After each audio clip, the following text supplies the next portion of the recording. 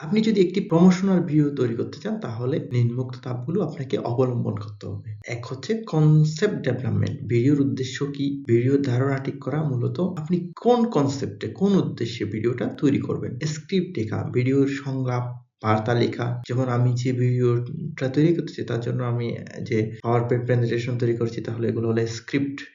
Story board করা, দৃশ্যগুলোর sketch পরিকল্পনা করা, প্রথমে লোগো, তারপর প্রোডাক্ট, কি আসবে, কোনটার পর কোনটা আসবে তা স্টোরিতে বোর্ডে থাকবে।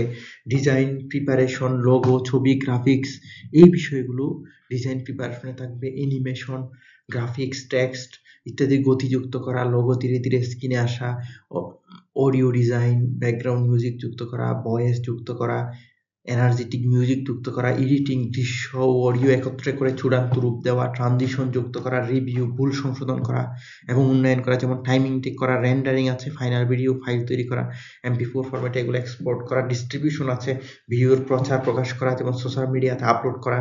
এই বিষয়গুলো হলো একটি প্রমোশনাল ভিডিও তৈরির বিভিন্ন ধাপ। ধন্যবাদ সবাইকে।